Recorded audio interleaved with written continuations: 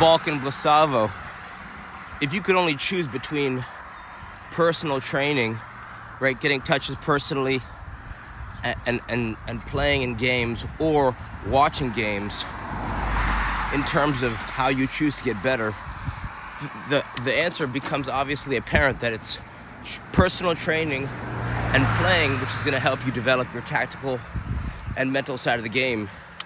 So for those reasons, we want to stick to our personal training routine, because that's, at the end of the day, that's all you have, right? And you could argue, right? You could make the case that like a lot of players who develop fast growing up often play with players.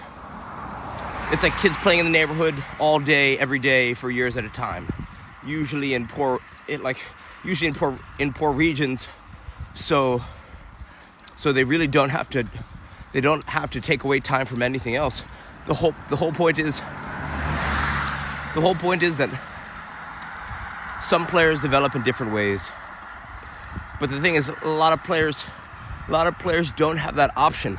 A lot of players don't wake up and look outside their door and there's between 20 and 40 kids, all of who are high-level players, just beckoning. Like, not all players have that option to just play free-for-all style games in the street whenever they want. So for those reasons, that's why I want to double down on why it's so important to start to develop your own personal training routine. Because you can develop mental toughness and appreciate tactics more, I theorize, if you actually commit to training. I think something that no one will tell you is that the two most important things to learn are how to breathe, firstly, and then secondly, how to use an RMT rope. So let's start with breathing first. You want to take this test. If your shoulders raise up into the sky when you breathe, so you take a deep breath, you go, and your upper back and shoulders motion towards the sky, then you want to search How to Breathe by Dr. Vranich, Vranich. And the reason you want to learn this is because they say breathing is the most important skill you can learn, because of the rule of 3. 3 minutes without air, 3 hours without shelter, 3 weeks without food and water, which means in 3 minutes, right, no air, you'd be dead. This is probably the fastest way that most players don't know and most coaches don't know how to teach. So if you just take 2 minutes to check out her video, How to Breathe, it's a TED Talk, it'll completely change your life. I think that's step 1. And if you can only take one thing away from this video, that would be a great place to start, because it's not only is it free, it's also effortless, and you'll change your life in less than 2 minutes, 3 minutes watching this video. The next thing you want to search RMT rope, David Weck, W-E-C-K, RMT rope. The reason why RMT rope is so powerful is because not only of the time it saves you training, right? It's like improving your agility, timing, rhythm, coordination, core strength, as well as it'll improve your juggling, your ball striking. I just noticed that when I started using one, every single facet of my game improved. So I don't say this lightly. Between breathing and using an RMT rope, you'll just change your life. You'll just change your life. I promise you, you'll change your life. So that'd be a great place to start. Those two things. Thirdly, I notice a lot of players, they don't bring a ball with them everywhere they go, yet they'll talk about how they want to train for 3 hours a day. It's almost like a lot of players want to take the hard route because they know that the route should be hard to become the best player that they can become, but they self-sabotage in the sense that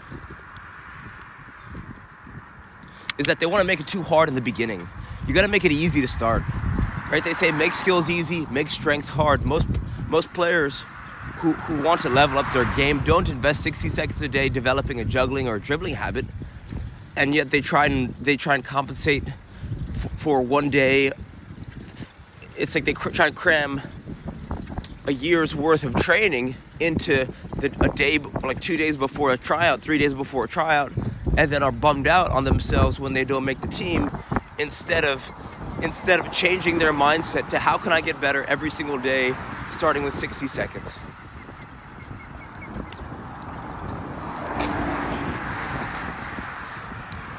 Right, so if you haven't read the book Atomic Habits by James Clear, Atomic Habits, if you read that in combination with the book Effortless, these are kind of two books that really changed my philosophy on training and how to grow as not only a player but as a person.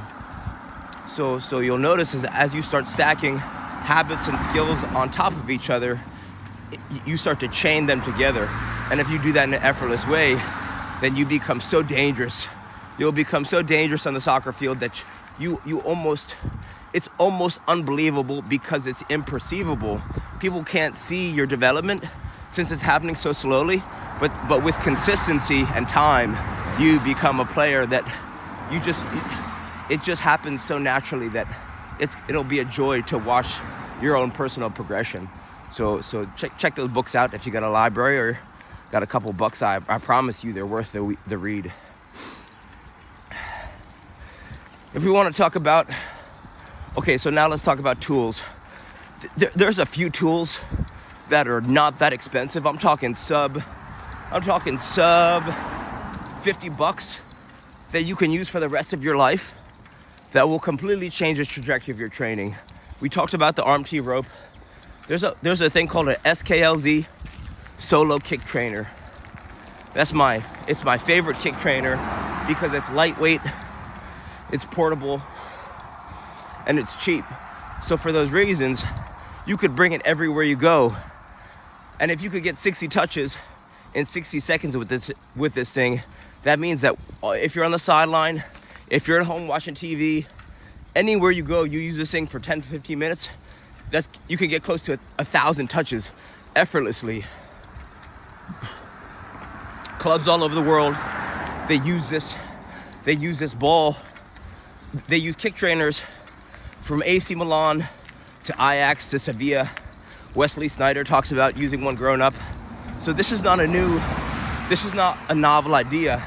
This has been going on, right? Kick trainers have been around for a long time, but a lot of players in the States, they don't really take advantage of them. So this is something else that if you add it to your training routine, it just helps you, right? It just allows you to cram months of training into days or weeks.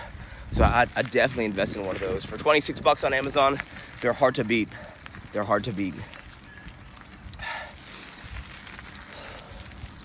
Next thing you want to do is, well, depending on your budget, right? Like, I think a size 1 ball is essential. Just being able to dribble and juggle everywhere. If you don't already have a size 1 ball or a ball you bring with you everywhere you go.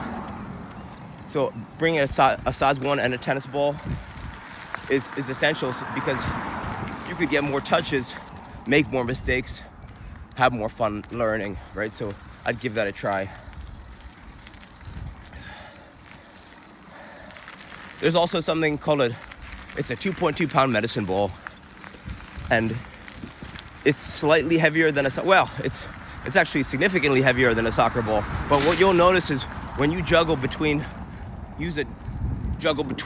juggling between a tennis ball and a 2.2 pound medicine ball, your touch is just going to go through the roof, right? The precision and the power of your touch. If you just spend 60 seconds, maybe 60 seconds tennis ball, 60 seconds medicine ball, if you spend some time alternating between those two, I promise you, you are going to, you're just going to change the way that you relate to the ball. Your awareness of where the ball's going to go when it leaves your foot is just going to be so different. And most players aren't using these simple tools, right? So that 2.2 pound medicine ball is $30. That SKLZ Solo Kick Trainer, that's $26.